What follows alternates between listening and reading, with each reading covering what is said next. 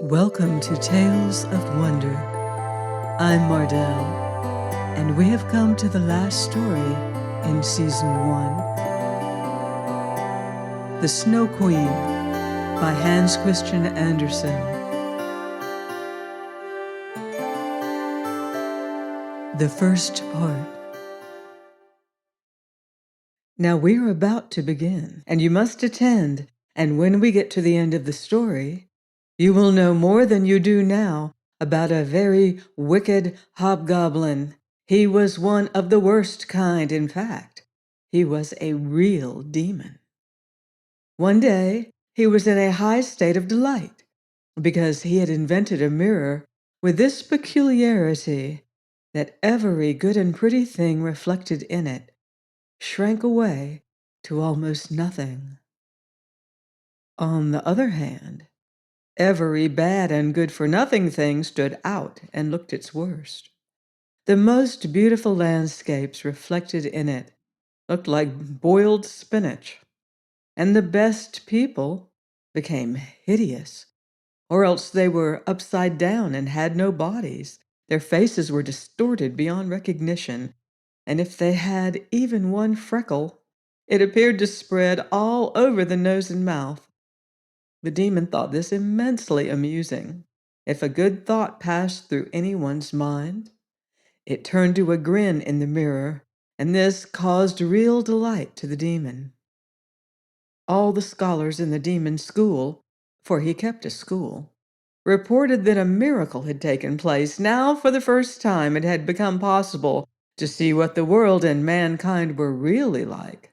They ran about all over with the mirror, till at last there was not a country or a person which had not been seen in this distorting mirror.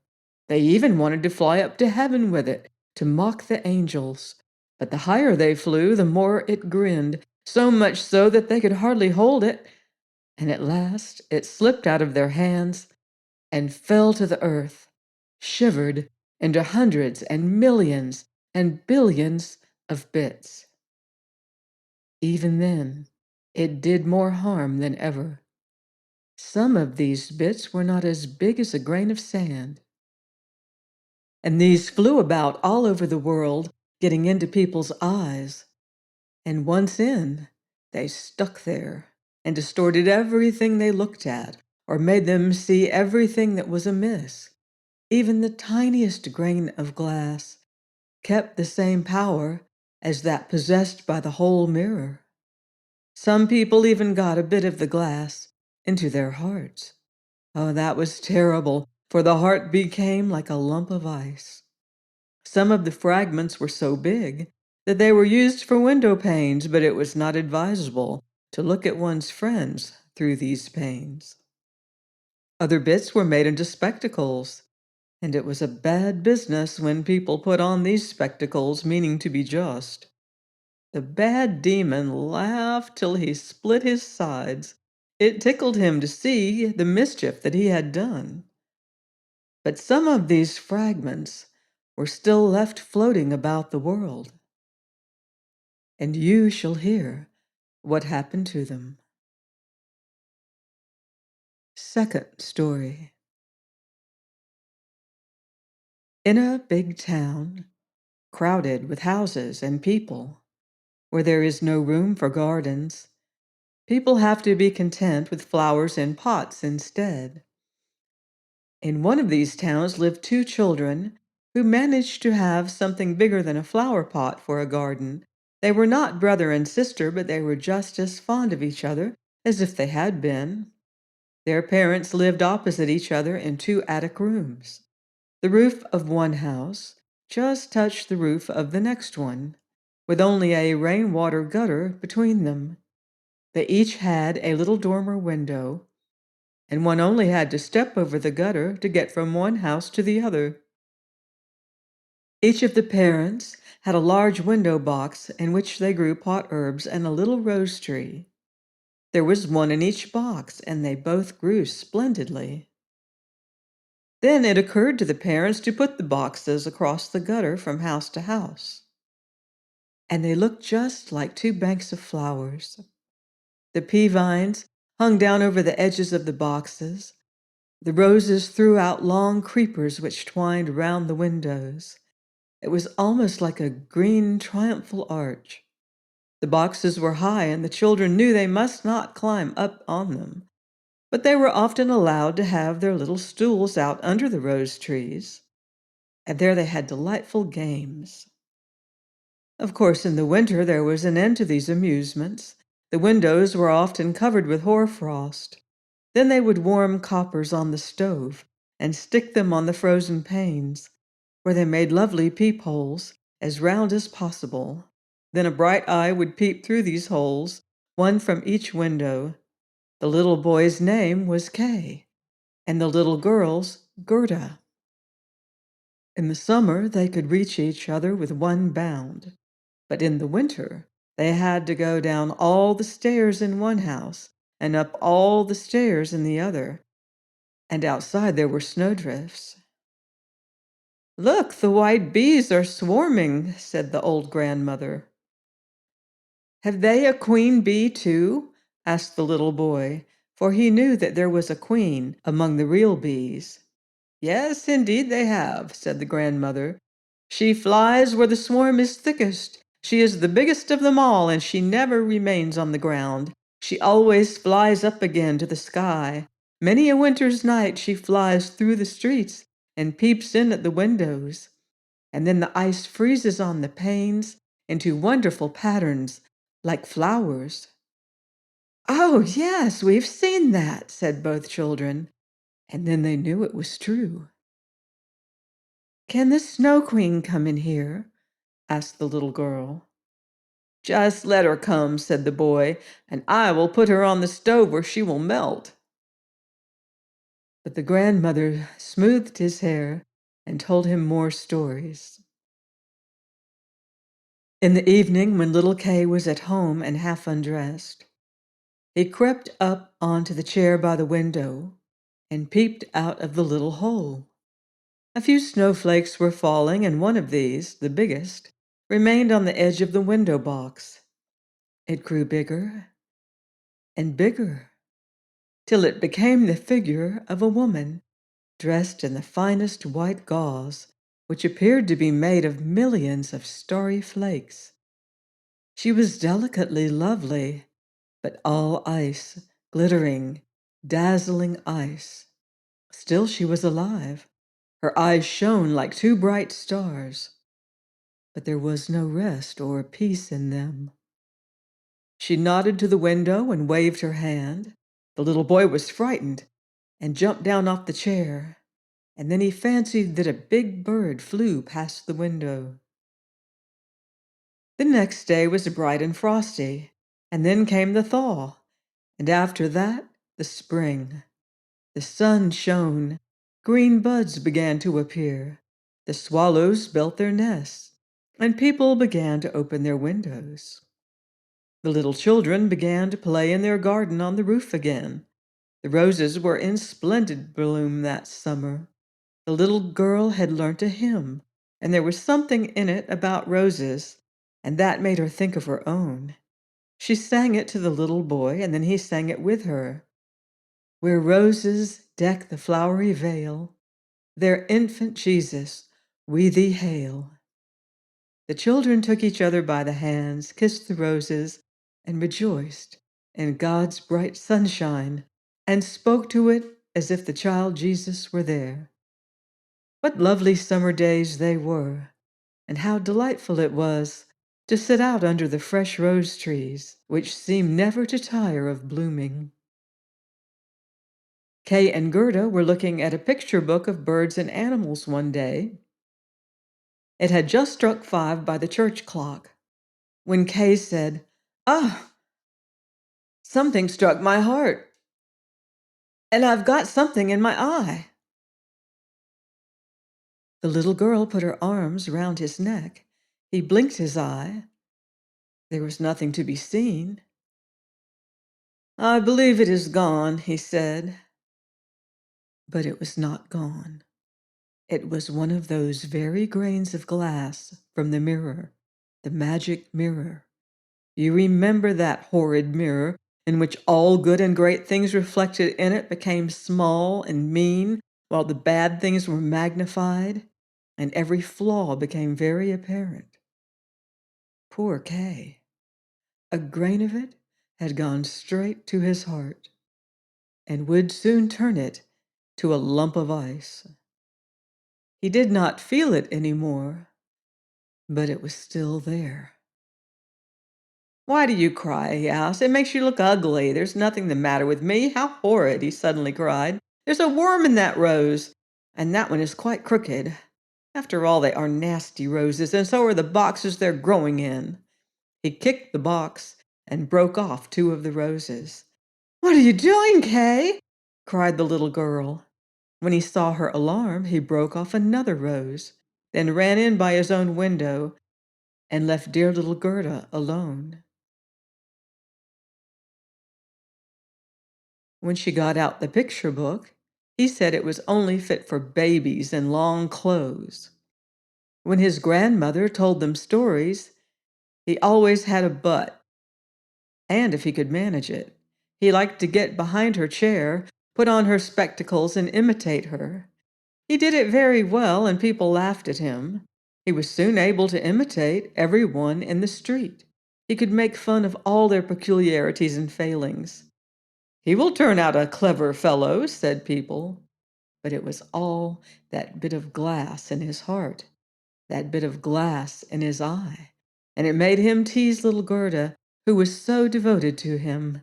He played quite different games now. He seemed to have grown older. One winter's day, when the snow was falling fast, he brought in a big magnifying glass. He held out the tail of his blue coat and let the snowflakes fall upon it. "Now look through the glass, Gerda," he said. Every snowflake was magnified and looked like a lovely flower or a sharply pointed star. "Do you see how cleverly they are made?" said Kay.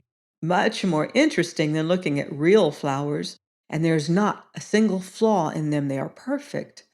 If only they would not melt." Shortly after, he appeared in his thick gloves with his sledge on his back. He shouted right into Gerda's ear, "I've got leave in the drive to play in the big square where the other boys play." And away he went. In the big square, the bolder boys used to tie their little sledges to the farm carts and go a long way in this fashion. They had no end of fun over it. Just in the middle of their games, a big sledge came along. It was painted white, and the occupant wore a white fur coat and cap. The sledge drove twice round the square, and Kay quickly tied his sledge on behind.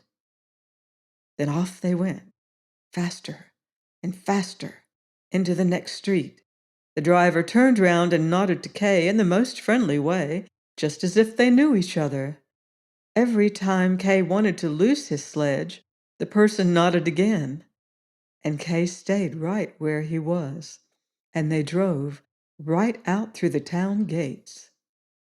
Then the snow began to fall so heavily that the little boy could not see a hand before him as they rushed along. He undid the cords and tried to get away from the big sledge. But it was no use. His little sledge stuck fast, and on they rushed, faster than the wind. He shouted aloud, but nobody heard him, and the sledge tore on through the snowdrifts. Every now and then it gave a bound, as if they were jumping over hedges and ditches. He was very frightened, and he wanted to say his prayers, but he could only remember the multiplication tables. The snowflakes grew bigger and bigger, till at last they looked like big white chickens. All at once they sprang on one side, the big sledge stopped, and the person who drove got up, coat and cap smothered in snow. It was a tall and upright lady, all shining white, the Snow Queen herself. "We have come along at a good pace," she said, but it's cold enough to kill one. Creep inside my bearskin coat. She took him into the sledge by her, wrapped him in her furs, and he felt as if he were sinking into a snowdrift. Are you still cold? She asked, and she kissed him on the forehead. Oh, it was colder than ice. It went to his very heart, which was already more than half ice. He felt as if he were dying, but only for a moment. And then it seemed to have done him good. He no longer felt the cold. My sledge! Don't forget my sledge! He only remembered it now. It was tied to one of the white chickens which flew along beside them. The Snow Queen kissed Kay again, and then he forgot all about little Gerda, grandmother, and all the others at home. Now I mustn't kiss you any more, she said, or I should kiss you to death. Kay looked at her. She was so pretty. A cleverer, more beautiful face could hardly be imagined. She did not seem to be made of ice now, as she was outside the window when she waved her hand to him. In his eyes, she was quite perfect. And he was not a bit afraid of her. He told her that he could do mental arithmetic as far as fractions, and that he knew the number of square miles and the number of inhabitants of the country. She always smiled at him, and he thought that he surely did not know enough, and he looked up into the wide expanse of heaven, into which they rose higher and higher as she flew with him on a dark cloud, while the storm surged around them, the wind ringing in their ears like well-known old songs. They flew over woods and lakes, over oceans and islands. The cold wind whistled down below them. The wolves howled. The black crows flew screaming over the sparkling snow. But up above, the moon shone bright and clear, and Kay looked at it all the long, long winter nights. In the day, he slept at the Snow Queen's feet.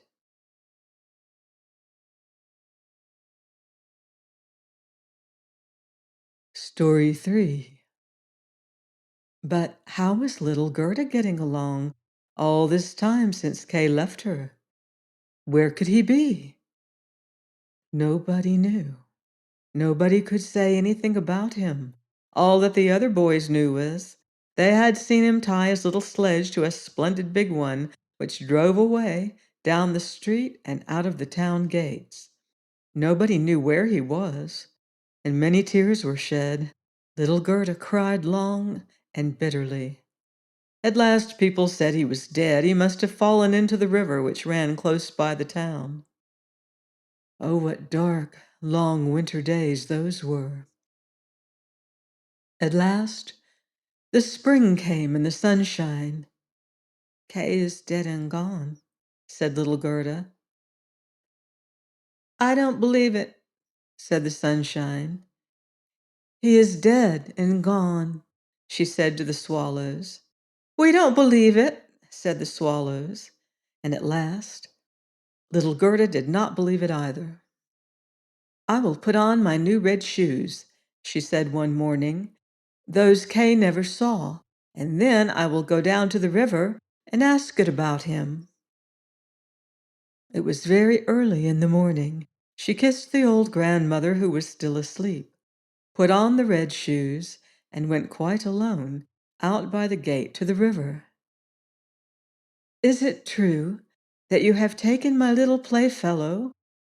I will give you my red shoes if you will bring him back to me again. She thought the little ripples nodded in such a curious way. So she took off her red shoes, her most cherished possessions, and threw them both into the river. They fell close by the shore and were carried straight back to her by the little wavelets. It seemed as if the river would not accept her offering, as it had not taken little Kay. She only thought she had not thrown them far enough, so she climbed into a boat which lay among the rushes. Then she went right out to the further end of it and threw the shoes into the water again. But the boat was loose, and her movement started it off, and it floated away from the shore. She felt it moving and tried to get out, but before she reached the other end, the boat was more than a yard from the shore, and it was floating away quite quickly. Little Gerda was terribly frightened and began to cry. But nobody heard her except the sparrows, and they could not carry her ashore, but they flew alongside twittering as if to cheer her. "We are here, we are here." The boat floated rapidly away with the current. Little Gerda sat quite still, with only her stockings on. Her little red shoes floated behind, but they could not catch up with the boat, which drifted away faster and faster. The banks on both sides were very pretty, with beautiful flowers, fine old trees, and slopes dotted with sheep and cattle, but not a single person. "Perhaps the river is taking me to little Kay," thought Gerda, and that cheered her. She sat up and looked at the beautiful green banks for hours. Then they came to a big cherry garden. There was a little house in it with curious blue and red windows. It had a thatched roof, and two wooden soldiers stood outside, who presented arms as she sailed past. Gerda called out to them. She thought they were alive, but of course they did not answer.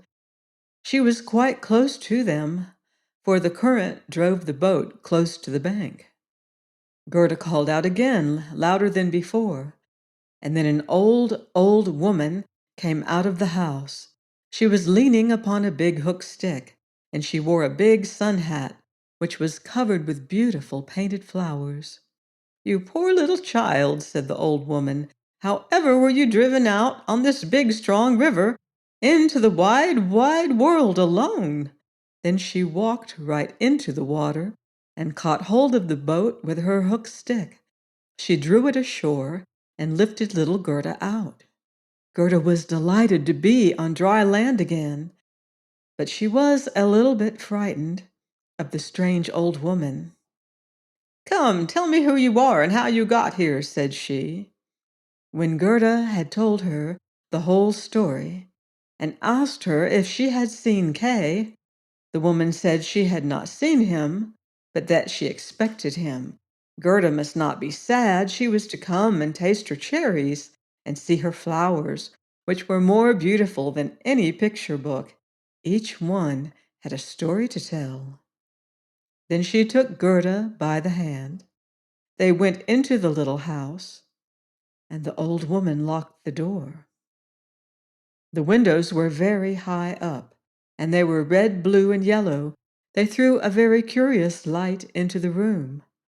On the table were quantities of the most delicious cherries, of which Gerda had leave to eat as many as ever she liked.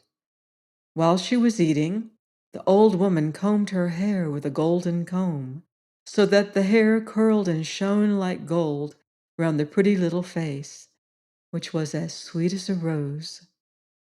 "I've long wanted a little girl like you," said the old woman. "You will see how well we shall get on together." While she combed her hair, Gerda had forgotten all about Kay, for the old woman was learned in the magic art. But she was not a bad witch. She only cast spells over people for a little amusement, and she wanted to keep Gerda. She therefore went into the garden and waved her hook stick over all the rose bushes, and however beautifully they were flowering, all sank down into the rich black earth without leaving a trace behind them. The old woman was afraid that if Gerda saw the roses, she would be reminded of Kay and would want to run away. Then she took Gerda into the flower garden. What a delicious scent there was! Every imaginable flower for every season was in that lovely garden. No picture book could be brighter or more beautiful. Gerda jumped for joy and played till the sun went down behind the tall cherry trees. Then she was put into a lovely bed with rose-colored silken coverings stuffed with violets. She slept and dreamt as lovely dreams as any queen on her wedding day. The next day she played with the flowers in the garden again, and many days passed in the same way. Gerda knew every flower, but however many there were, she always thought there was one missing, but which it was she did not know. One day she was sitting looking at the old woman's sun hat with its painted flowers, and the very prettiest one of them all was a rose. The old woman had forgotten her hat when she charmed the others away. This is the consequence of being absent-minded. "What?" said Gerda. "Are there no roses here?" And she sprang in among the flower beds and sought, but in vain. Her hot tears fell on the very places where the roses used to be. When the warm drops moistened the earth, the rose trees shot up again, just as full of bloom as when they sank. Gerda embraced the roses and kissed them, and then she thought of the lovely roses at home, and this brought the thought of little Kay. "Oh, how I have been delayed," said the little girl. "I ought to have been looking for Kay." "Don't you know where he is?" she asked the roses. "Do you think he is dead and gone?" "He is not dead," said the roses, "for we have been down underground, you know, and all the dead people are there, but Kay is not among them." "Oh, thank you," said little Gerda, and then she went to the other flowers and looked into their cups and said, "Do you know where Kay is?" But each flower stood in the sun and dreamt its own dreams. Little Gerda heard many of these, but never anything about Kay. And what said the tiger lilies?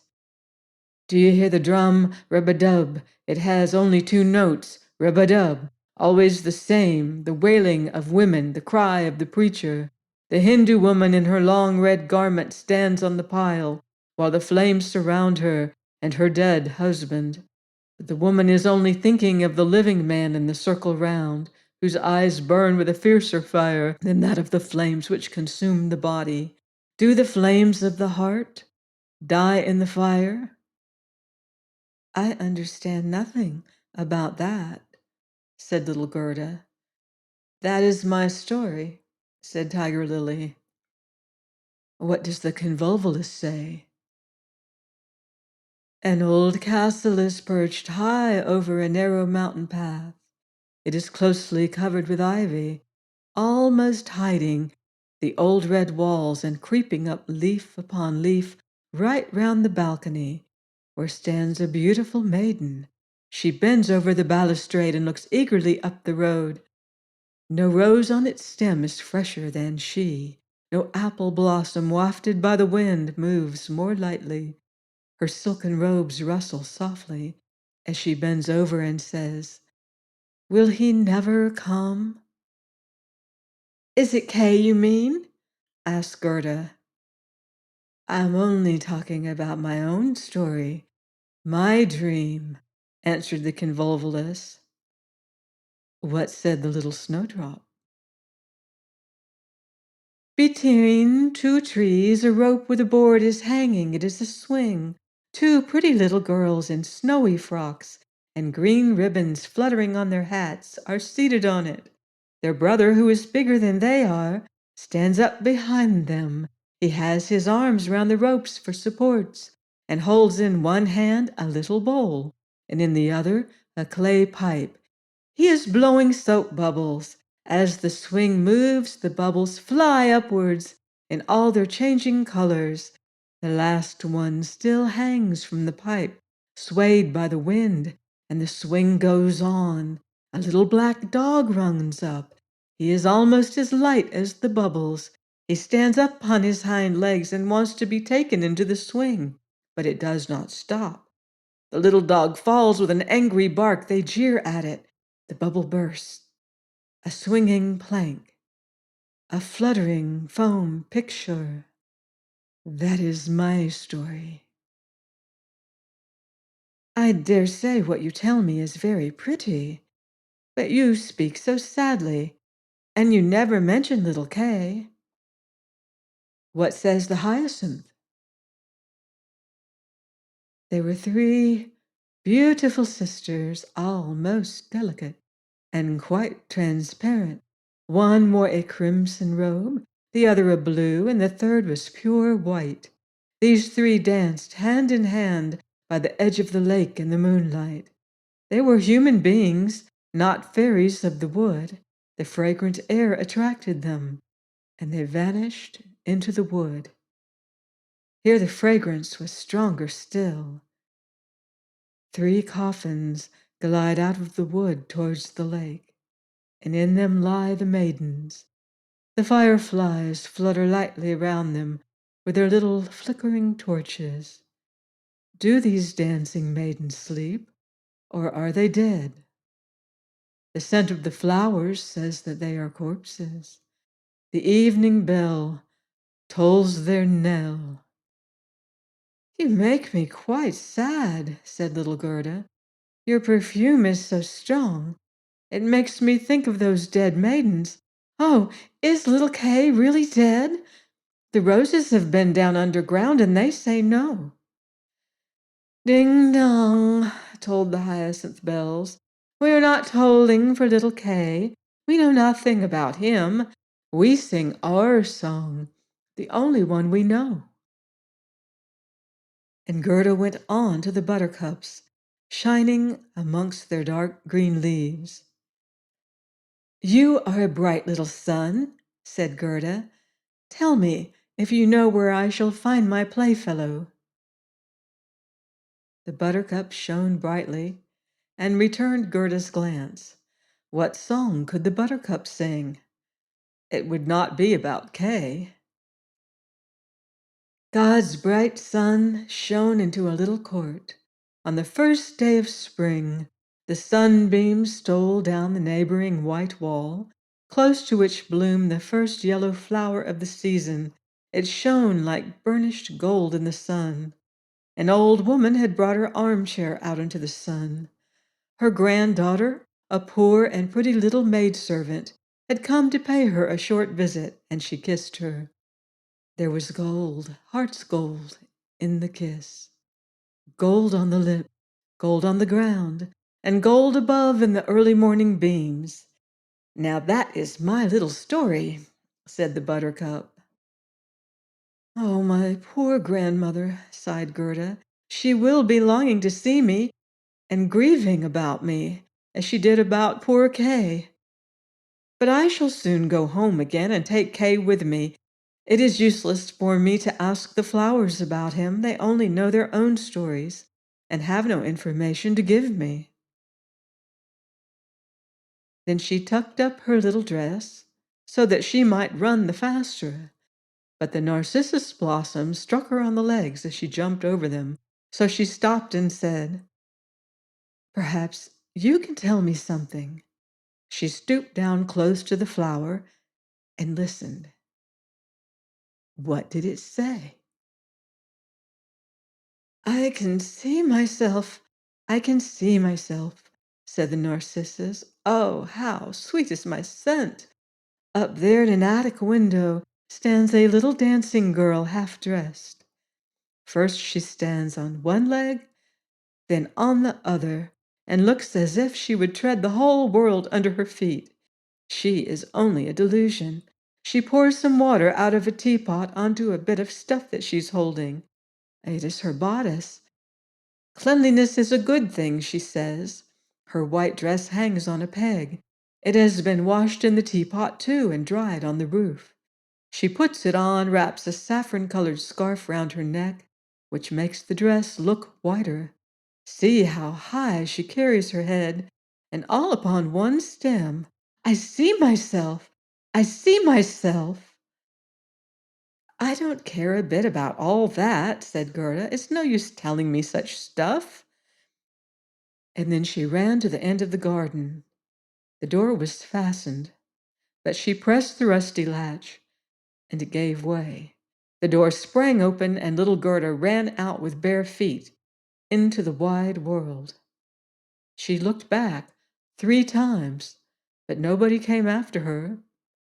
At last, she could run no further, and she sat down on a big stone.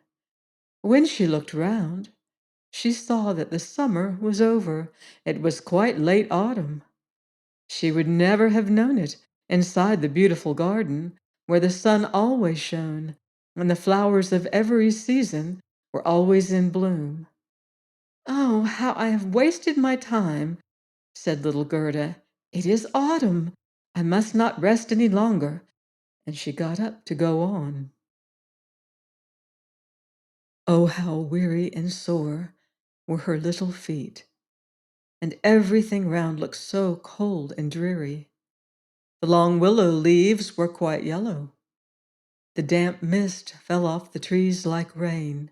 One leaf dropped after another from the trees, and only the sloe thorn still bore its fruit. But the sloes were sour and set one's teeth on edge. Oh, how gray and sad it looked out in the wide world. The fourth story. Gerda was soon obliged to rest again. A big crow hopped onto the snow just in front of her. It had been sitting looking at her for a long time and wagging its head. Now it said, "Come, ha! Good day," as well as it could. It meant to be kind to the little girl and asked her where she was going alone in the wide world. Gerda understood the word alone and knew how much there was in it, and she told the crow the whole story of her life and adventures and asked if it had seen Kay. The crow nodded its head gravely and said, maybe I have." "What? Do you really think you have?" cried the little girl, nearly smothering him with her kisses. "Gently, gently," said the crow. "I believe it may have been Kay, but he has forgotten you by this time, I expect, for the princess." "Does he live with the princess?" asked Gerda. "Yes, listen," said the crow, "but it is so difficult to speak your language. If you understand crow's language, I can tell you about it much better." "No, I have never learnt it," said Gerda, "but grandmother knew it and used to speak it. If only I had learnt it." "It doesn't matter," said the crow. "I will tell you as well as I can, although I may do it rather badly." Then he told her what he had heard. "In this kingdom where we are now," said he, "there lives a princess who is very clever. She has read all the newspapers in the world and forgotten them again, so clever is she. One day she was sitting on her throne, which is not such an amusing thing to do either, they say, and she began humming a tune which happened to be, 'Why should I not be married, oh why? Why not indeed?' said she, and she made up her mind to marry if she could find a husband who had an answer ready when a question was put to him. She called all the court ladies together, and when they heard what she wanted, they were delighted. 'I like that now,' they said. 'I was thinking the same thing myself the other day.' 'Every word I say is true,' said the crow, 'for I have a tame sweetheart who goes about the palace whenever she likes. She told me the whole story.' Of course, his sweetheart was a crow, for birds of a feather flock together, and one crow always chooses another. The newspapers all came out immediately with borders of hearts and the princess's initials. They gave notice that any young man who was handsome enough might go up to the palace to speak to the princess. The one who spoke as if he was quite at home and spoke well would be chosen by the princess as her husband. "Yes, yes, you may believe me, it's as true as I sit here," said the crow. The people came crowding in. There was such running and crushing, but no one was fortunate enough to be chosen, either on the first day or on the second. They could all of them talk well enough in the street, But when they entered the castle gates and saw the guard in silver uniforms, and when they went up the back stairs through rows of lackeys in gold embroidered liveries, their courage forsook them. When they reached the brilliantly lighted reception rooms and stood in front of the throne where the princess was seated, they could think of nothing to say. They only echoed her last words, which, of course, was not what she wanted. It was just as if they had all taken some kind of sleeping powder which made them lethargic. They did not recover themselves until they got out into the street again. And then they had plenty to say. There was quite a long line of them reaching from the town gates up to the palace. I went to see them myself, said the crow. They were hungry and thirsty, but they got nothing at the palace, not even as much as a glass of tepid water. Some of the wise ones had taken sandwiches with them, but they did not share them with their neighbors. They thought the others went into the princess looking hungry, that there would be more chance for themselves. But Kay, little Kay, asked Gerda, when did he come? Was he amongst the crowd? Give me time, we're just coming to him. It was on the third day that a little personage came marching cheerfully along, without either carriage or horse. His eyes sparkled like yours, and he had beautiful long hair, but his clothes were very shabby. Oh, that was Kay, said Gerda gleefully. Then I have found him, and she clapped her hands. He had a little knapsack on his back, said the crow. No, it must have been his sledge. He had it with him when he went away, said Gerda. It may be so, said the crow. I did not look very particularly, but I know from my sweetheart that when he entered the palace gates and saw the lifeguards in their silver uniforms and the lackeys on the stairs in their gold-laced liveries, he was not the least bit abashed. He just nodded to them and said, It must be very tiresome to stand upon the stairs. I'm going inside. The rooms were blazing with lights.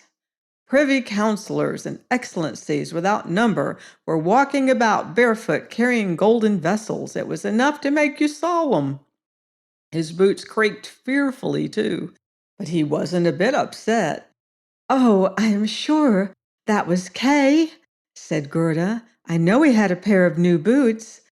I heard them creaking in grandmother's room. Yes, indeed, they did creak, said the crow. But nothing daunted, he went straight up to the princess, who was sitting on a pearl as big as a spinning wheel. Poor simple boy! All the court ladies and their attendants, the courtiers, their gentlemen, each attended by a page, were standing around. The nearer the door they stood, so much the greater was their haughtiness, till the footman's boy, who always wore slippers and stood in the doorway, was almost too proud even to be looked at. Oh, it must be awful, said little Gerda. And yet Kay has won the princess. If I had not been a crow, I should have taken her myself, notwithstanding that I am engaged. They say he spoke as well as I could have done myself when I speak crow language. At least so my sweetheart says. He was a picture of good looks and gallantry. And then, he had not come with any idea of wooing the princess, but simply to hear her wisdom. He admired her just as much as she admired him. Indeed, it was Kay then, said Gerda. He was so clever. He could do mental arithmetic up to fractions. Oh, won't you take me to the palace? Well, it's easy enough to talk, said the crow, but how are we to manage it? I will talk to my tame sweetheart about it. She will have some advice to give us, I dare say. But I'm bound to tell you that a little girl like you will never be admitted. Oh, indeed I shall, said Gerda. When Kay hears that I am here, he will come at once to fetch me. Wait here for me by the stile, said the crow. Then he wagged his head and flew off. The evening had darkened before he came back. Caw, caw, he said. She sends you greeting, and here is a little roll for you. She got it out of the kitchen where there's bread enough. I dare say you are hungry. And it is not possible for you to get into the palace. You have bare feet.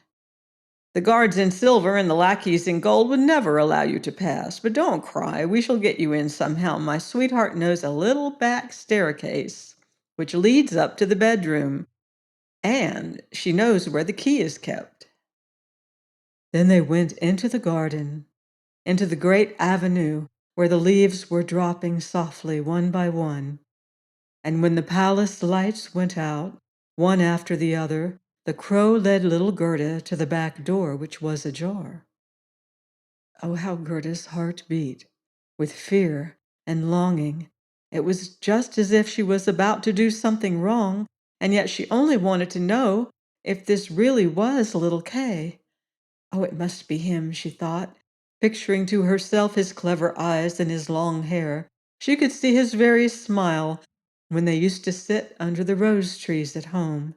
She thought he would be very glad to see her and to hear what a long way she had come to find him, and to hear how sad they had all been at home when he did not come back. Oh, it was joy mingled with fear. They had now reached the stairs, where a little lamp was burning on a shelf. There stood the tame sweetheart, twisting and turning her head to look at Gerda, who made a curtsy as grandmother had taught her. "My betrothed has spoken so charmingly to me about you, my little miss," she said. "Your life, Vita, as it is called, is most touching. If you will take the lamp, I will go on in front. We shall take the straight road here, and we shall meet no one." "It seems to me that someone is coming behind us," said Gerda, as she fancied something rushed past her, throwing a shadow on the walls, horses with flowing manes and slender legs, huntsmen, ladies and gentlemen on horseback. "Oh, those are only the dreams," said the crow. "They come to take the thoughts of the noble ladies and gentlemen out hunting. That's a good thing, for you will be able to see them all the better in bed. But don't forget, when you are taken into favor, to show a grateful spirit." "Now, there's no need to talk about that," said the crow from the woods. They came now into the first apartment. It was hung with rose-colored satin, embroidered with flowers. Here again the dreams overtook them, but they flitted by so quickly that Gerda could not distinguish them. The apartments became one more beautiful than the other. They were enough to bewilder anybody. They now reached the bedroom. The ceiling was like a great palm with crystal leaves, and in the middle of the room, two beds, each like a lily, hung from a golden stem. One was white, and in it lay the princess. The other was red, and there lay he whom Gerda had come to seek, little Kay. She bent aside one of the crimson leaves, and she saw a little brown neck. It was Kay. She called his name aloud and held the lamp close to him. Again the dreams rushed through the room on horseback. He awoke, turned his head, and it was not little Kay. It was only the prince's neck which was like his. But he was young and handsome. The princess peeped out of her lily-white bed and asked what was the matter. Then little Gerda cried and told them all her story and what the crows had done to help her. "You poor little thing," said the prince and princess, and they praised the crows and said that they were not at all angry with them, but they must not do it again. Then they gave them a reward. "Would you like your liberty?" said the princess, "or would you prefer permanent posts about the court as court crows, with perquisites from the kitchen?"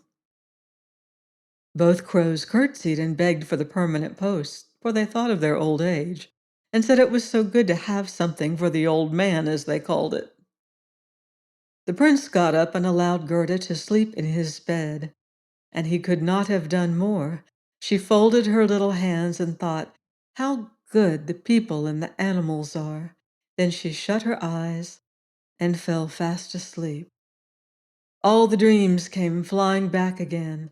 This time they looked like angels, and they were dragging a little sledge with Kay sitting on it, and he nodded. But it was only a dream, so it all vanished when she woke. Next day she was dressed in silk and velvet from head to foot. They asked her to stay at the palace and have a good time, but she only begged them to give her a little carriage and horse and a little pair of boots so that she might drive out into the wide world to look for Kay. They gave her a pair of boots and a muff. She was beautifully dressed, and when she was ready to start, there before the door stood a new chariot of pure gold. The prince's and princess's coat of arms were emblazoned on it and shone like a star. Coachman, footman, and outrider, for there was even an outrider, all wore golden crowns. The prince and princess themselves helped her into the carriage and wished her joy. The wood crow, who was now married, accompanied her for the first 3 miles. He sat beside Gerda, for he could not ride with his back to the horses. The other crow stood at the door and flapped her wings. She did not go with them, for she suffered from headaches since she had become a pensioner, the consequence of eating too much. The chariot was stored with sugar biscuits, and there were fruit and ginger nuts under the seat. "Goodbye! Goodbye!" cried the prince and princess. Little Gerda wept, and the crow wept too. At the end of the first few miles, the crow said goodbye, and this was the hardest parting of all. It flew up into a tree and flapped its big black wings as long as it could see the chariot, which shone like the brightest sunshine. Be here next week on Tales of Wonder for the conclusion of The Snow Queen.